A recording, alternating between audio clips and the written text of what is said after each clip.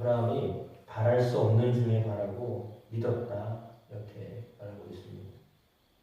소망이 없는데도 하나님의 약속을 믿었다라고 하는 것입니다. 이것이 진정으로 믿음이다라고 소개하고 있습니다. 100세가 되어서 자기의 몸이 죽은 것 같았다. 그리고 아내 사라의 태가 죽은 것 같음을 알고도 믿었다라고 했습니다. 그러니까 어떤 소망의 근거가 있었는가 그렇지 않았다라는 것이죠. 그럼에도 불구하고 그런 약속을 믿었다라고 오늘 바울이 이야기하고 있습니다.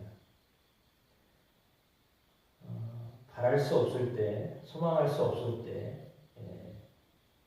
그 믿음이 약해지지 않았다라고 했습니다. 물론 우리가 알고 있듯이 사라 아이를 낳을 거라고 하나님 말씀하셨을 때 웃었죠. 무슨 말도 안 되는 소리를 하고 계시냐, 장난하시는 거냐고 그런 이제 반응이 있었지만 그럼에도 불구하고 하나님이 그에게 1년 후 아이를 안게 하셨습니다. 이 모든 것들은 하나님이 아브라함을 모든 믿는 사람들의 믿음의 조상이 되게 하시려고 하셨기 때문이다라고 바울은 설명하고 있습니다. 왜냐하면 하나님이 약속하신 것을 하나님 반드시 지키시는 분이시기 때문이다 라고 했는데 20절에 나와 있는 것처럼 믿음이 없어 하나님의 약속을 의심하지 않고 믿음으로 견고하여서 하나님께 영광을 돌렸다라고 했습니다. 말씀드렸던 것처럼 아브라함도 약속을 받은 지 10년 만에 사라가 안 이루어지는 것 같아요. 그 약속의 말씀이 이루어지지 않는 것 같아서 자기 몸종을 아브라함에게 데려보냈고 그래서 아들을 낳게 하기도 하였습니다. 물론 그렇게 도중에 약속을 끝까지 믿지 못하는 인간의 어떤 반응들이 있습니다. 기다림도 어느 정도여야 되는데 10년이 넘어가니까 참 기다린다는 것이 쉽지 않은 것이었습니다. 그런 상황입니다. 그러니까 인간은 약속을 받았다가 하더라도 그 약속을 지키기까지 물론 그 약속을 하나님이 지키시는 것인데 지키실 하나님을 계속 바라보고 있다는 것 자체도 쉽지 않은 일입니다. 그럼에도 불구하고 그런 실수들을 하고 그랬는데도 불구하고 하나님이 은혜를 주셔서 그 약속을 그대로 이루어 주셨다라고 하는 것이죠. 그것을 바라보고 그것을 믿고 견고해지는 것 그것은 하나님께 영광을 돌리는지다라고 했습니다.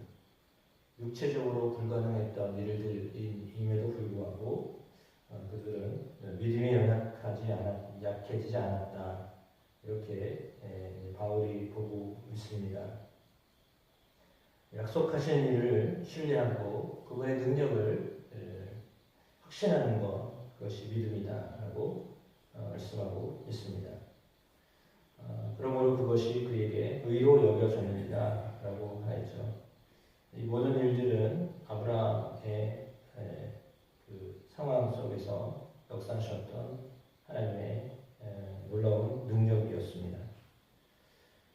따라서 믿음은 하나님의 능력을 경험하게 합니다.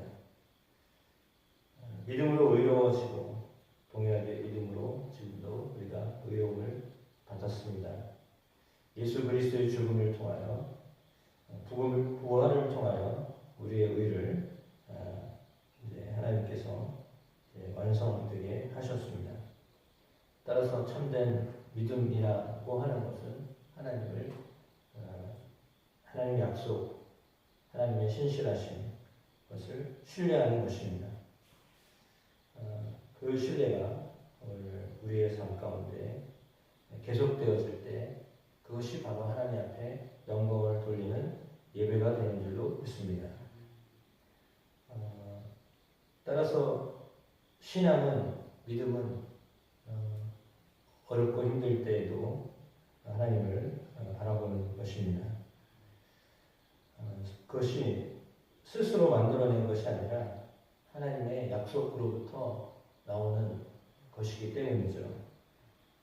하나님을 의지하는 것입니다. 상황은 그렇지 않지만 하나님을 의지하는 것입니다.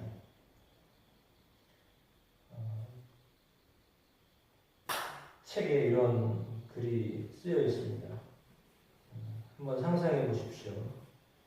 서울역에 올라오는 한 어린아이가 있습니다. 올라와서는 이제 내가 잘 살 거야, 꼭 성공할 거야, 이렇게 다짐을 했습니다. 자기가 만들어낸 희망이었습니다. 반면에 똑같이 서울역에 올라온 사람이 있었습니다. 그 사람에게는 주소가 있습니다. 그래서 적힌 주소를 따라 찾아보기만 하면 되는 사람이 있다고 생각해 보십시오. 그러면 누구에게 희망이 있겠습니까? 하나님의 약속이 있는 사람은 희망이 있는 것입니다. 그러니까 잘 될 거야 스스로 생각하는 거죠. 그러나 주소를 가지고 올라오는 그 아이는 확실한 겁니다. 그 주소로 가기만 하면 되는 것이기 때문이죠. 그래서 하나님이 우리에게 약속하신 것은 아브라함에게 주셨던 약속과 같이 이제 내가 너에게 지시할 땅으로 가라. 내가 너에게 복을 주리라 라고 하셨죠. 이 말씀을 붙잡고 어려운 상황, 힘든 상황에서도 새로운 국면으로 나아가기로 인도하실 줄로 믿습니다. 그러니까 힘들어도 내가 너에게 지시할 땅으로 가라. 너는 복이 될 것이다. 라고 하는 이 말씀, 아브라함이 주셨던 말씀을 동일하게 우리에게도 주셨다라고 믿고 나아갈 때 하나님이 우리 가운데 바랄 수 없는 중에 그것들을 행하시는 하나님을 경험케 하실 줄로 믿습니다. 그런 은혜를 우리가 갖게 하실 줄로 믿습니다. 우리에게는 가능성이 없는데 하나님께는 무한한 가능성이 있기 때문이죠. 그 하나님의 능력을 믿는 것이 믿음입니다.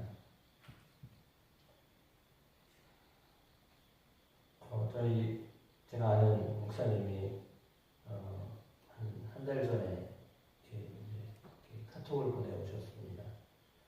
기적이 일어났다. 은퇴를 하신 목사님인데 집회 중에 치유 역사가 종종 일어나기 때문에 가끔 그런 기쁜 소식이 생기면 번역 오십니다. 근데 어제는 저희 동문회에 있는 밴드에 장문의 글을 올리셨다고 해서 매일매일 한 4일, 5일 동안 이렇게 짧게 쓴 일기 비슷한 것들을 올리셨어요. 근데 거기는 당신이 대장암에 걸렸다고 하는 글을 올리셨어요. 그래서 이제 그럼에도 불구하고 계속 선포 기도를 하고 있다라고 이야기합니다. 사실 본인이 그런 이야기를 쓰기가 쉽지가 않죠.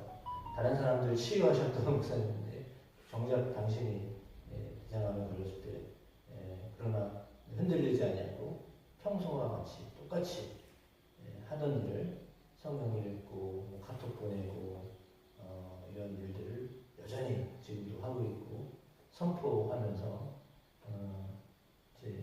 이제 치유도 많이 하시고 하셨던 분인데 본인이 그렇게 그런 진단을 정확하게 받았기 때문에 아주 또 낙심하실 수도 있는데 그럼에도 불구하고 여전히 나는 예수의 이름으로 선포한다. 나았다. 아니 본인이 진단을 받았는데도 선언을 하는 거예요. 선포하는 거예요. 이게 믿음이거든요. 그러니까 이미 받은 거잖아요. 진단받은 거예요. 세상적으로는 의사가 진단을 내린 거예요. 근데도 나는 나았다. 매일 그렇게 선포하는 겁니다. 기도하는 겁니다. 그리고 여전히 다른 사람들을 향하여서 몇백 명 이상 되는 사람들을 향하여서 기도하고 그런 일을 지금도 여전히 하고 있다라고 하는 글을 보내오셔서 상당히 도전이 되었습니다. 믿음이라는 것은 그런 겁니다. 어떤 상황이 와도 흔들리지 않는 겁니다. 그 가운데 그냥 하나님의 약속의 말씀을 믿고 또 여전히 같은 삶을 살아가는 거죠. 그런 은혜들이 또 우리에게도 주어지게 됨을 믿습니다. 약속을 이루실